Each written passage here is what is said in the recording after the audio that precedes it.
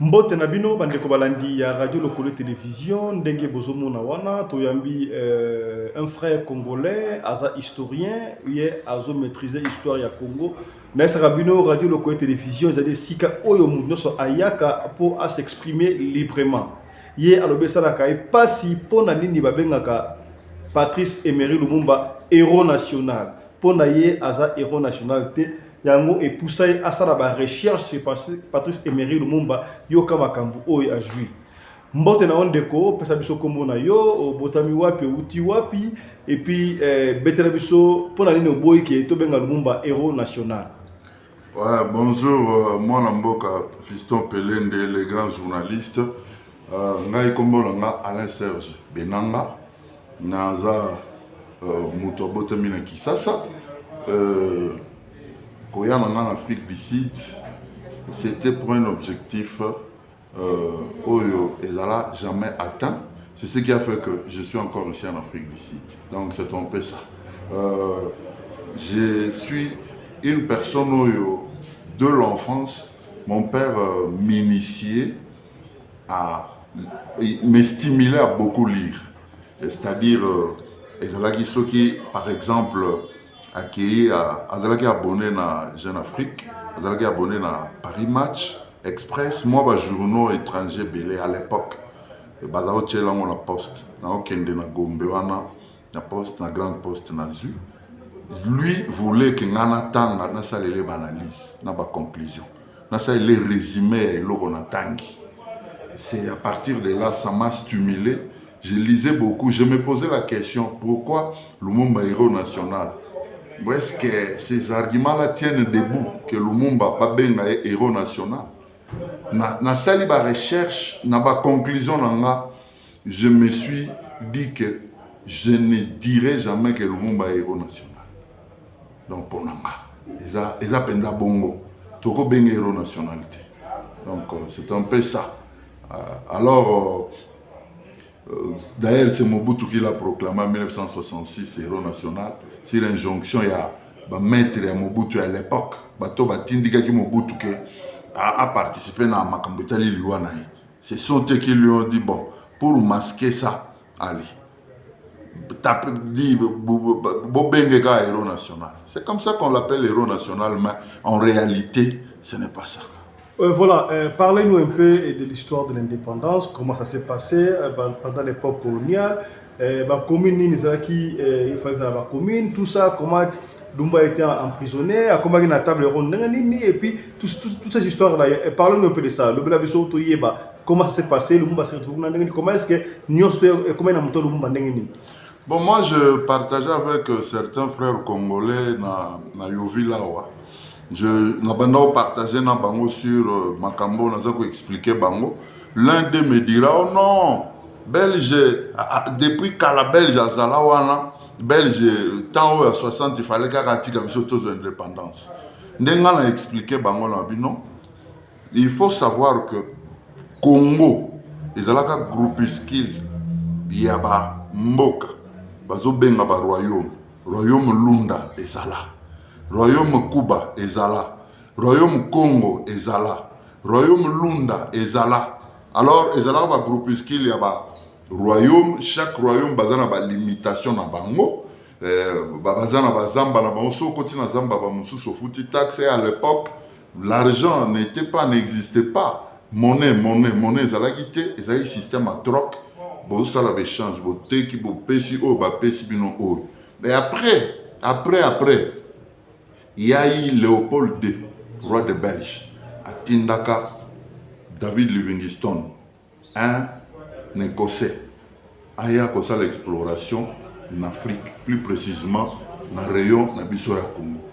Et na simana yango, Moutouana Zongite, David Livingstone, Henry Morton Stanley, un journaliste anglais, ndé azalaki obligé à Salanini, à l'Eka.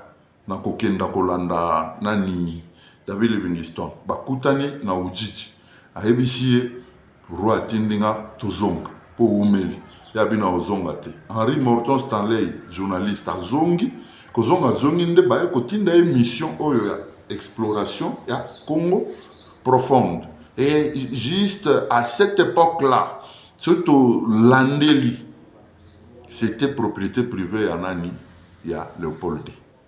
Elle toqué en 1885, dans la conférence à Berlin, pour le Kabola, Afrique. Automatiquement, Congo, et c'est là qui n'a pas beaucoup ya roi Léopold.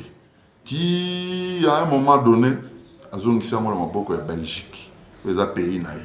Belgique a joué en moto comme en 60, si ma mémoire est bonne, le 20 janvier 1960. Et là qui n'a problème il y a table ronde. Il y a eu conférence qui s'est à Accra. Oyo Kwame Nkrumah était là, le Patrice Emery Lumumba était là, c'était Kabalo Bela Makambo indépendance en va pays Afrique. Alors, le 20 janvier, tant que vendu la table ronde, Lumumba était en prison à Jadotville, l'actuel Likasi. Il était là-bas. Alors, et que ça la cœur, nani moko aba to bazali na table ronde à lobby que Lumumba est là pour senga pour libérer Lumumba, pour misaye na prison, il pas pour participer à la conférence, na table ronde malgré tout comme presque à la fin. Na ba conclusion, sala qui na table ronde, la Belgique leur a expliqué que tu reprends ça à indépendance. Mais vous devrez savoir une chose, il y a l'administration belge. Vous devrez savoir aussi que l'enseignement, primaire, secondaire, universitaire, et que Senga relève et seulement en douceur. Ce token a la brutalité. Ce token a un katicour. Bilogo ebele ko échappé bien on contrôle. Basi wa yokanaki na bango que une vingtaine d'années. Mais qu'est-ce qui va suivre? Quand Lumumba est arrivé, Lumumba a tout bouleversé. Lumumba a dit niet indépendance c'est immédiat quand en 1960 on a des photos d'indépendance. Pas question ya tokende lisusu moulaï et batons basi basangana ki likanisi moko Lumumba les a divisés et batons susu bakengambu na ye alors et comme non tout ça nous pose bino bo se retirer biso to se retirer total en aussi. Mais en fin de compte pression les kanaki makasi ya Lumumba Godefroid Munongo lui a dit Lumumba, tu aussi te conclure makambo. Yuye kota suka. Toke nangoka ndenge ba lobi wana. Lumumba a beta mbata giflay. Et Godefroid Munongo lui avait dit un jour j'aurai ta peau. Ça c'est écrit par Jacques Brassine na tanga yango, na livre de Jacques Brassine.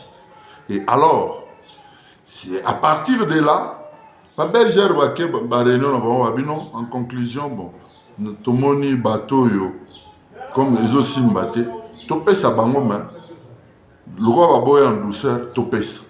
C'est ce qui a fait que au moment où l'élo, na kati ya Kinshasa na ba commune lokola Makala, lokola Ngaba, lokola quartier de Bonomo à Matete, ba maye bimaka na sa mabele, même botongi ndako botie couche ya ciment ya ndenge nini, même botie béton mayi ezo bimanase, ezo buka bandaku. Bamayi wana solo azei na bangaba ba venir mosusu olekater il faut bando jumper ozo sauter bamayi pour nini parce que na planification ba belge ezaki prévité batonga banda okuna il fallait za ba maziba mbisi mosusu ezala ba rizière donc expliquez-moi bien commune intel fallait que za maziba mbisi commune intel fallait za la commune ya Makala par exemple na planification ba belge selon plan na bango ezalaki ezala community commune Ngaba moto oyo aya na commune Ngaba na Ngaba aza mwana ya Ngabwa ndeko loki Ngabwa oyo kaka Kingabwa eza chef coutumier Ngabwa bazalaka na Kingabwa kuna belge ya lobino il faut tolingi to tonga nani omoni limité industriel nyonso wana tolingi to tonga banani ba usine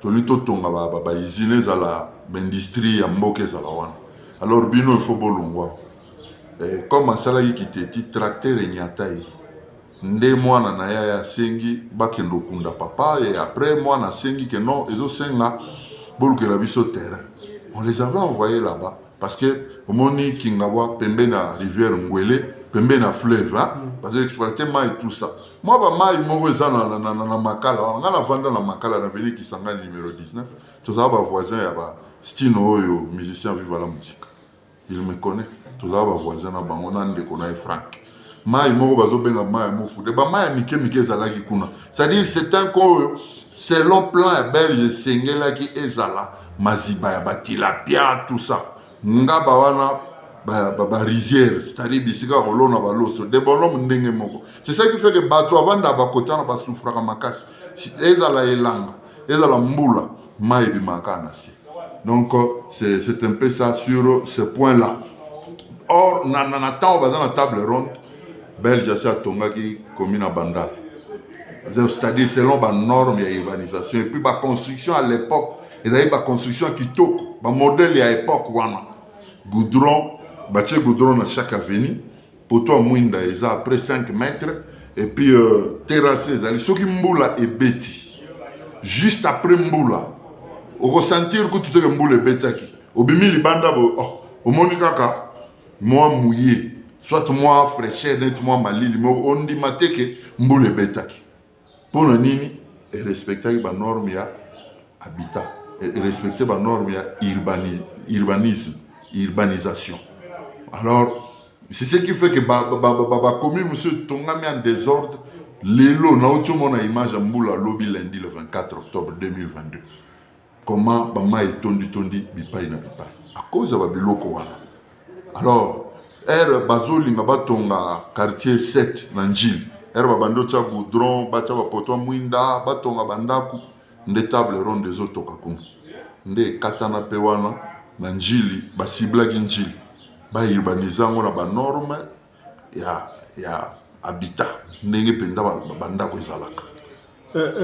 Croyez-vous que Lumumba était une personne mystérieuse parce que baki okome sika oyo ba kangai masite botaka te beton li solo azaka ndenge. Non, c'est à côté de la rivière Lodi, non? Que les gens aillent vérifier si ce que j'ai dit est vrai ou faux. La rivière Lodi, c'est là où on l'a arrêté. Cortège à Mituka et Télémacuan, c'est là où on l'a arrêté. Place où Lumumba a quitté la boîte à Téléma. Place où on a rayon, Matite Botarate. J'ai déjà été là avec un pasteur qui était là qui m'avait montré l'endroit. Un pasteur Yanzambe Malam. À la place où on a. Donc, Matite Botarate. Lumumba était mystérieux. C'est quelqu'un, sur l'Andi, autant que même Jacques Brassine. Le belge, le journaliste belge là. Lumumba, Herba Memie na Tisville na Banzangungu. Il savait haranguer la foule. Herba Ndue Saba soldat, Nathan Nanga. Est-ce que na cantine Bobanda Ozanga Bilo à Kolia. Donc c'est quelqu'un qui avait un langage facile, il y a qu'à convaincre. Et ben militaire Basilika, il savait Bobo Zotorobeto Massas. Il faut libérer Lumumba. Et c'est ce qui a fait que transférer Kin batindi wapi Matadi na Matadi ndenge moko ti mwanda ndenge moko na ndenge transfert esalema bakwanga l'actuel Bujimai bakoma na likolo mulopwe alobi non awati na ndenge kenda o se retrouver que mamemie na Léopold na Elisabethville otozo benga Lubumbashi. Expliquez-nous nous Toyoka na Kalabana Koloba avant au Kota il y avait ba commune oyo ezaki spécialement ba place spécialement pour ba évoluer ba Kota mutum so na évoluer te avec ofanda na commune wana te et puis quand on a arrêté Lumumba lobi wana avant arrêter belge en dimak déjà indépendance a coupé sa Congo après 20 ans alors ça y est administration ça na marandé sur tous les plans. Et c'est Lumumba qui avait tout gâché. Expliquez-vous clairement par côté on a pour nous comprendre qu'est-ce qui s'est passé. Et puis les loyaux, est-ce que c'est possible pour nous récupérer le système ouana? Qu'est-ce que nous devons faire pour la Congrès nationale? Oui, monsieur les journalistes. Au Moni, dans les Cambetali, par exemple, il y avait Kalina. Dans le collège Boboto. J'ai des amis, peut-être à la fin de l'émission, on peut s'appeler 2-3 amis dans la beauté. Mon cousin administrateur de la Banque centrale actuellement, Alain Kahacha. Donc, j'ai étudié dans le collège Boboto. natangi na collège Oboto na Gombe. J'ai étudié là-bas. À l'époque, on appelait ça Kalina. Gombe. Pour Okota na Gombe, il faut que la carte évoluer à l'époque. C'est comme les choses qui s'est passées ici en Afrique du Sud. Moi, bah quartier, bah Yoville, bah Ilbro, bah Berea, na town, ville, na Bango. Le noir après 16 heures, en tout cas, au Rosa à l'Issoute. Pour les relatifs à il faut la carte spéciale. Bon, au Congo, à l'époque, c'était carte des évolueurs. Si on a une carte à évoluer, tu as droit à ta stade. Vous avez une place Mindele Bazar, bar, boîte Mindele Bazar, ou la qui se carte au côté piscine, au côté Sokola Mai. Dans l'Ikambo, il y a question où il tourne pour na Mindele. Au lobby nanga nini na lingo bandela muke place wana. Alors, est-ce que c'est encore facile ou récupérable Congo? Tout la ligne poto zonga à l'époque au Zalaga parce que à l'époque le Sud-Africain venait se faire soigner au Congo. Vie à un Congolais était égale la vie à un citoyen canadien. Poto zonga kuna yo d'après yo c'est le Mumba qui nous a trahis. Qu'est-ce que nous devons faire pour na tout zonga là?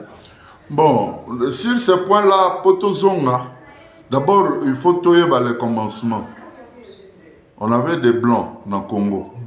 Dans les années 60, les années 70, il y avait des Belges, il y avait des Allemands, il y avait des Portugais, des Espagnols, des Français, des Américains. Tout ça, il y a Mindele Belé. Mindele Bakenda, à partir de la zaïrianisation en 1973. Je connais un papa dont j'étais le nom ici, père à son âme, Massia Koufa en Belgique. Papa wana tovanda na yenda kuna na Gombe, a expliqué comment il est devenu acquéreur. Donc, c'est-à-dire, période de zaïranisation, il y a eu un acquéreur. Acquéreur, c'est-à-dire quoi? Comme acquéreur, c'est-à-dire, acquérir, c'est l'eau comme ayo. Après ça, mbongo 20 makuta ya libende. Après ça, yango. Nde, acquérir, biloko ya patron na ye. Ndaku na Gombe ya munene. Ndaku ya munene. À part ndaku wana ba magasin na ville. À part le magasin dans la province, il a donné 20 makuta.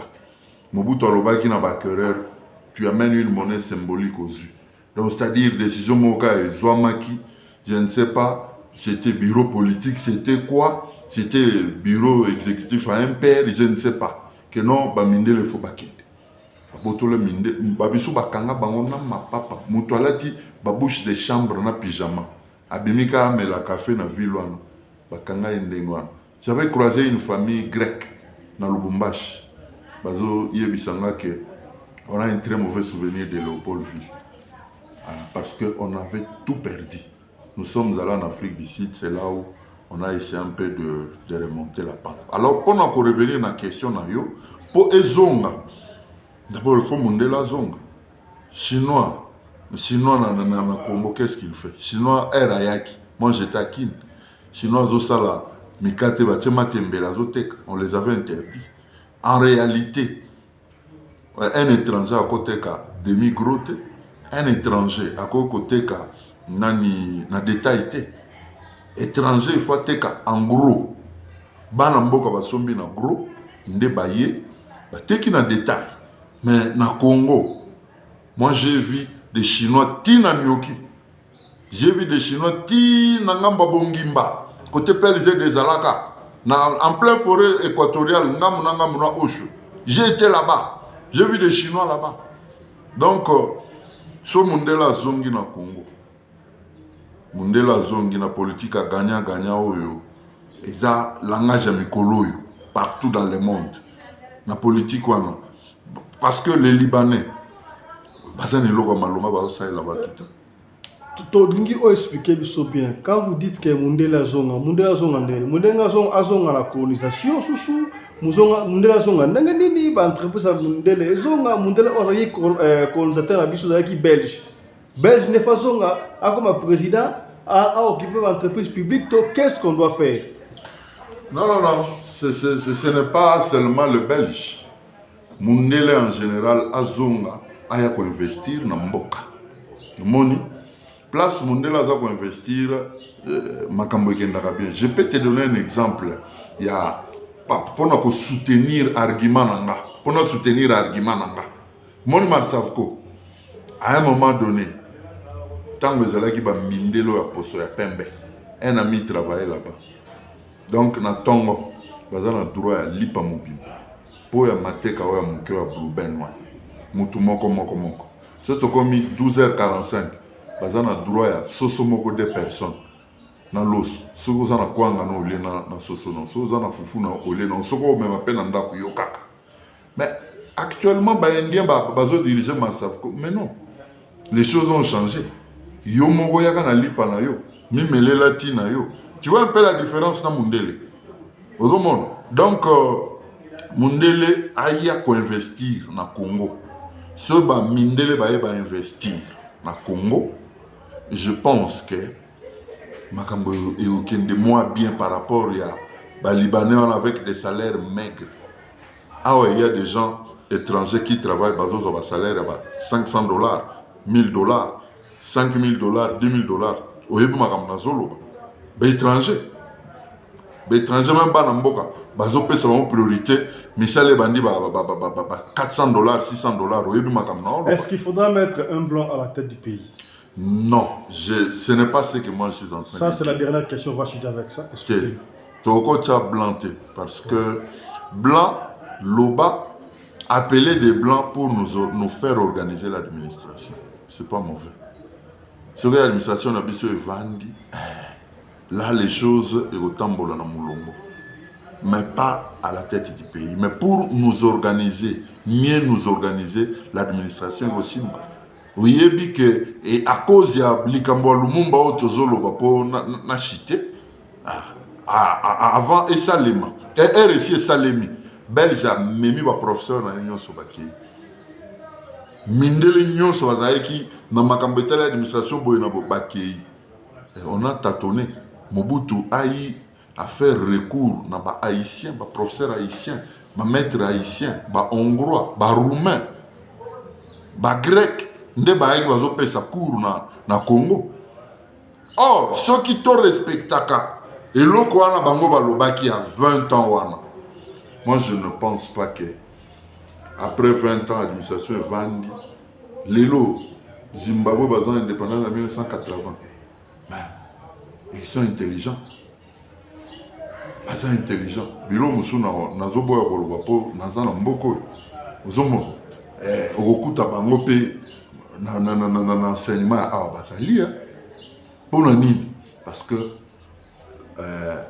nani na bango seulement en douceur indépendance et pesa en douceur il y a biso tokendaki brutal moins tu vas ici université te ba pesa on ba responsabilité. Donc la faute revient à Lumumba. Oui, c'est lui le déclencheur, c'est lui le catalyseur ya makambo nyonso.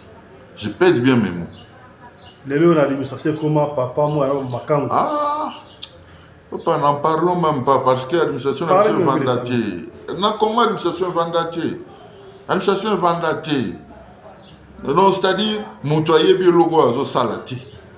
C'est-à-dire na motu ya motu c'est la corruption, na motu ya motu c'est le clientélisme, na motu ya motu c'est le népotisme, na motu ya motu nazo ba membre de famille.